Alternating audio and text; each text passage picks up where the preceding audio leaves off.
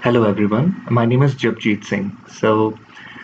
Today I'm talk about Zoom as an application as a digital service innovation, right? So as you are already aware of this application, that this application is based on the video conferencing tool, and it is used in the mobile, desktop, client-based service application, wherein the people can meet online, or they can record session, collaborate projects, or they can share their meetings as well, right? So it is also ranked as number three in Forbes Cloud 100 list of in 2018, and it's an American company formed in San Jose. Now we'll talk about like who is the I mean why it has been invented, right? So what is the reason behind that? What is the possible reason for this invention is what happens is Eric Yuan, who is the former of this application in 2011. So he interviewed in the Thrive Global magazine, and he noticed that there was a lot of people who were unhappy. The customers were very unhappy about the video conferencing services, and he got it, and there he got the idea to develop a platform that would make customer happy, right? So that is the way this application is designed. And because at that scenario, the video telephony market was already been saturated, and it's haywire there. So, and now we'll move to the next thing, which is what are the possible intent users. I mean, who are the intent users? Who is including or who is excluded? So the users who is included, I would say it's everyone, like a global or a corporation that needs to maintain business continuity, or a local government agency who works to keep the community functioning, or a school teacher who provides education to the students remotely, or any friend, any person or a friend who wants to host a happy hour to spark some joy. So, and in the March this year, it has been reached up to 200 millions daily meeting participants. This application is exceeding day by day. And now we'll move to the another thing, like what all things are excluded. So in this scenario, the free users basically are excluded in this because it protects end-to-end encryption. And because Zoom also wants to work together with the FBI and local enforcement in case some people use Zoom for bad purposes.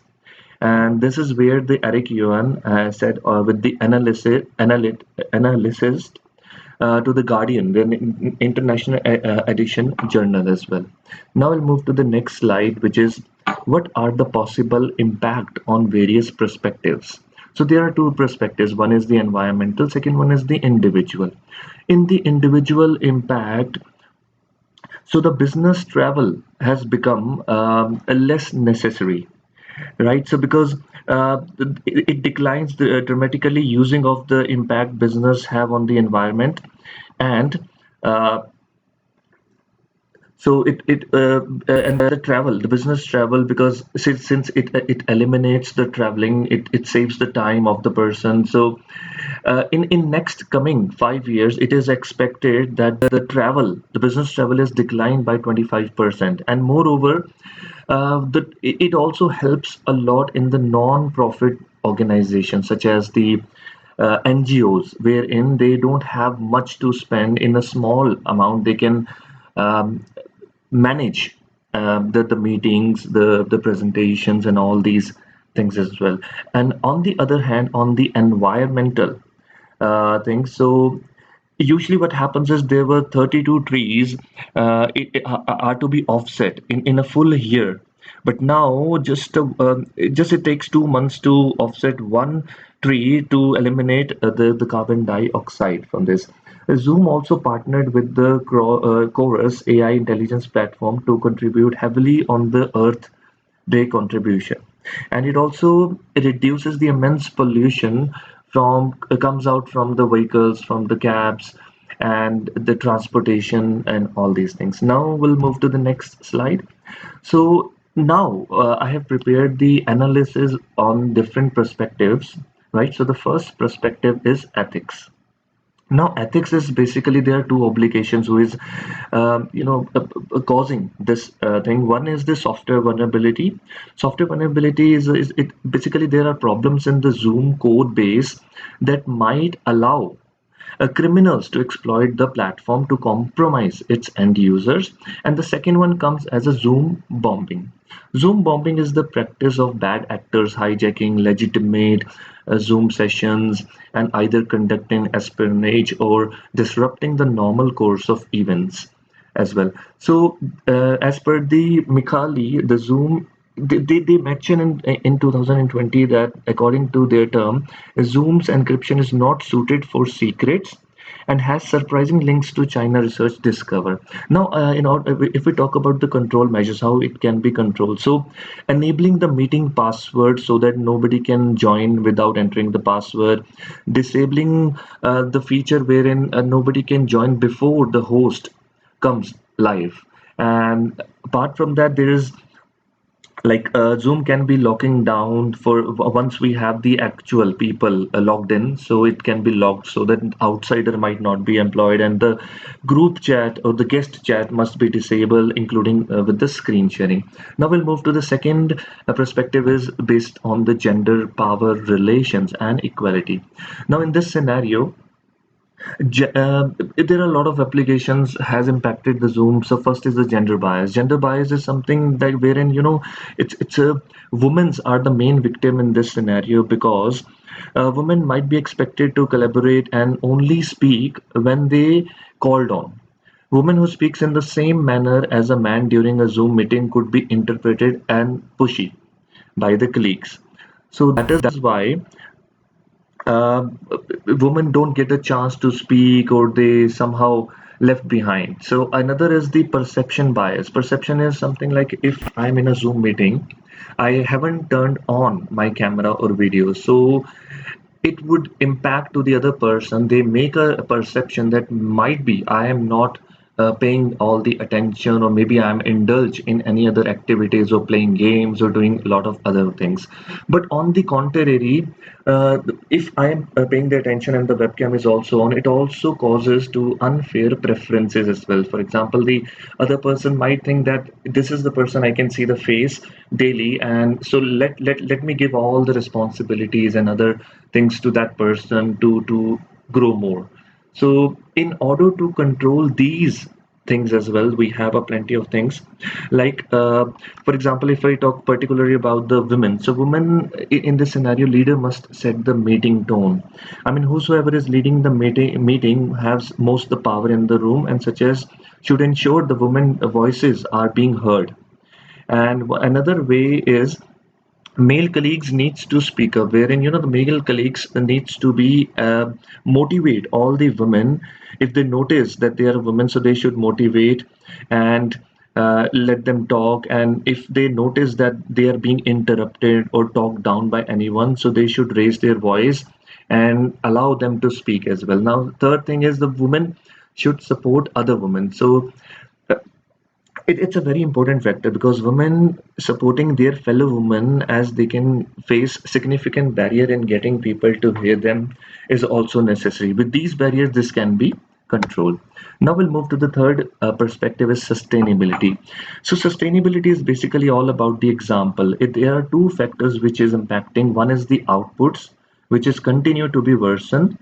Herein, what happens is uh, when looking at the economic system as a whole, the corporate sustainability has helped business slow down its rate of negative inputs. Although the negative inputs has been slowed down, but the pace has also been too slow. So that is why it's very important that getting closer to the neutral. So while output are still getting to be worse in this scenario. The second one is the broken system. A perfect example of this is like how many companies will look into the further sustainability image by trading one bad thing for another, seemingly less bad thing. For example, Sobeys, who is a grocer in Canada, he has announced that replacing plastic bags with paper bags.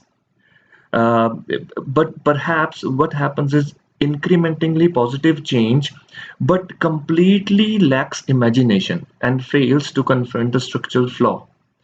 Right, so this way, I mean, by replacing the paper bag has nothing to do with taking the groceries, collecting it from the store, and taking and getting down a store into our home. It has nothing to do much, but still it impacts that. Now we'll move to the ideas. So I have gathered few ideas like how these things can be improved in the Zoom. So the first thing is it's my thing that the Zoom seminar must be conducted. Zoom seminar is the kind of thing wherein a virtual equivalent of sitting, it's a like a table. It's a seminar table wherein the Zoom display options beyond speaker, thumbnail gallery, and in that seminar the content is in the middle of the screen and the webcam video in the around. It looks like exactly we are dealing with the conference table. Second one is Zoom to Zoom. Zoom should have this option wherein in just a one click the other person get in contact with me or start the provide start, comes into my into my contacts.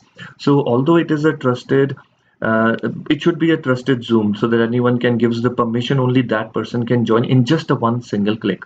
Third one is the Zoom available. Zoom available is something like we usually see in WhatsApp and the Facebook. Like whenever I'm online, it reflects to the other person that I'm on, so that he can communicate with me like this way, or he can drop in any virtual things to me as well. So, second, the fourth, which I have noticed, I have planned is the Zoom analytics. Zoom analytics is collecting a ton of data for each meeting, like where exactly the people are located, which devices they are using, bandwidth, speaking time, all sort of things are combined. This will help the Zoom dashboard that will breaks down number of individual meetings and it aggregates across all meetings too. It would be a good if to be able to have Zoom analytics on program and university level as well, because it will help them in a maximum scenario. So now the last one, the fifth one is Zoom Google Docs integration. So it would be great if Zoom will be able to open up with co-editing with the shared document. The beauty of this Zoom is its simplicity. Unlike the other Microsoft Office product, it does not have a large number of features which are rarely used.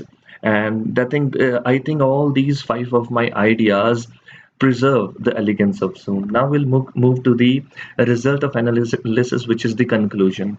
So in the conclusion to that, Zoom's success factors are many. However, in any organization and any business to run or their hyper growth, it is important that a company has to face the challenges. Without challenges, it doesn't work. And in addition to that, Zoom would need to fight for a long term staying power, given because it has the competitors such as Cisco and Microsoft, but he needs to work very hard to reach to the top level.